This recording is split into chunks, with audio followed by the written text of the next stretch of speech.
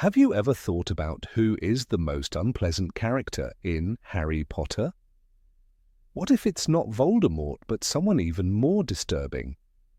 In today's video, you'll find out why Dolores Umbridge became so cruel and what happened to her after the war.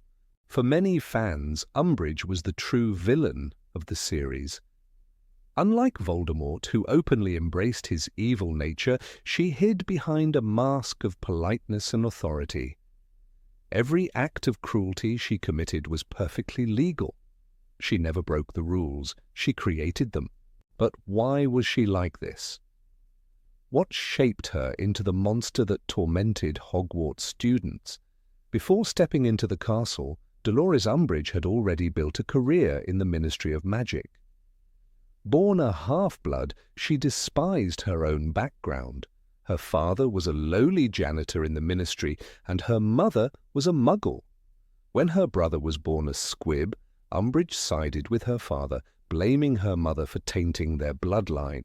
At 15, she cut ties with them completely, staying with her father. But even he wasn't good enough for her.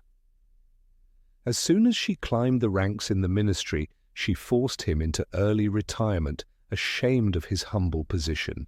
Her career skyrocketed not because of talent, but because of cunning. She knew how to manipulate those in power, flattering superiors and crushing anyone below her. But despite her ambition, she never married. She longed for a pure-blood husband, but her disturbing personality drove everyone away. When Cornelius Fudge feared that Dumbledore was plotting against him, he sent Umbridge to Hogwarts to keep the headmaster in check. First, she banned practical lessons in defense against the dark arts. Then she was promoted to High Inquisitor, imposing strict and absurd rules on students and teachers alike. Soon she ruled the school with an iron fist. She outlawed student gatherings, censored mail, and even resorted to using a blood quill on Harry Potter. Her darkest moment came when she threatened to use the Cruciatus Curse on Harry. But before she could, he and Hermione lured her into the Forbidden Forest, where she faced the wrath of centaurs, creatures she had long mistreated. Only Dumbledore managed to save her. After returning to the ministry, she quickly adapted to Voldemort's new regime. She ran the Muggle-born Registration Commission, sending innocent people to Azkaban. She even carried Slytherin's locket, pretending it was a family heirloom to hide her half-blood status. When the Dark Lord fell, she wasn't spared. Arrested for her crimes, she was sent to Azkaban, where she likely met her end. But what made her so cruel? Her cold upbringing, her obsession with power? Or was she simply born that way? Even J.K. Rowling admitted that Umbridge was as evil as Bellatrix Lestrange, and after everything she did, it's hard to disagree. The fall of Dolores Umbridge was just the beginning. The Ministry of Magic had always been a place of secrets, power struggles, and hidden agendas. Long before Voldemort's rise, certain officials had used their positions to manipulate laws and twist justice to serve their own interests. Some did it out of fear, others out of pure ambition. But one thing was clear. Umbridge was not the only one hiding behind the mask of law. Take Pierce Thicknesses, for example. He wasn't always a puppet of Voldemort. Before becoming minister under the Dark Lord's rule, he had a reputation as a rigid but competent bureaucrat. Some believed he was merely imperious, forced into obedience, but others whispered that he didn't resist as much as he could have. Even under previous administrations, he supported harsh restrictions on magical creatures and Muggle-borns. His sudden rise to power wasn't just a coincidence, it was an opportunity.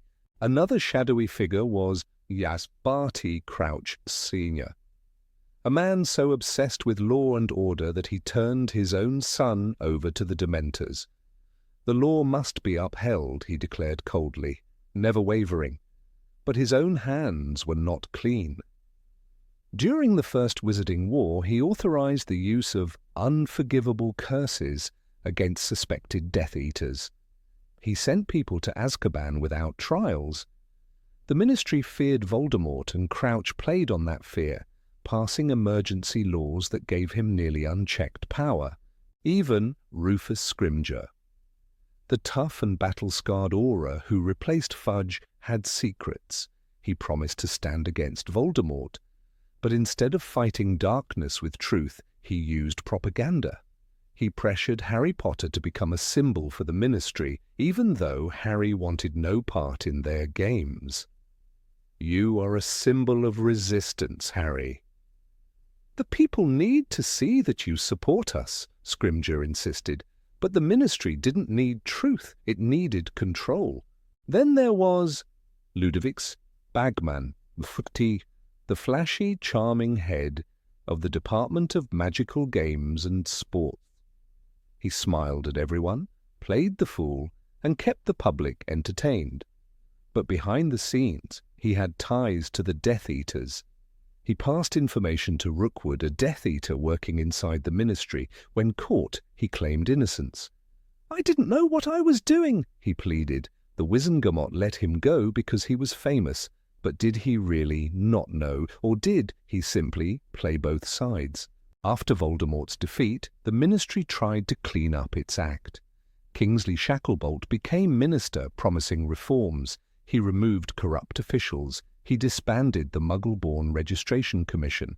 But some wounds ran deep. The fear that fueled decades of paranoia and discrimination didn't just disappear. Laws against magical creatures like werewolves and goblins remained unchanged for years. The Ministry still kept secrets.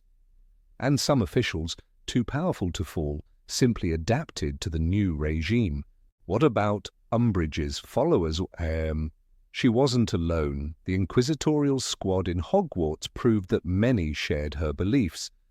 Officials like Yaxley, who led the Department of Magical Law Enforcement under Voldemort, simply vanished when the Dark Lord fell.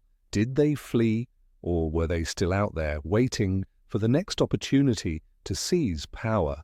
The Ministry had always been a battlefield of politics, filled with those who sought power above all else. Some, like Cornelius Fudge, were fools blinded by their own fear.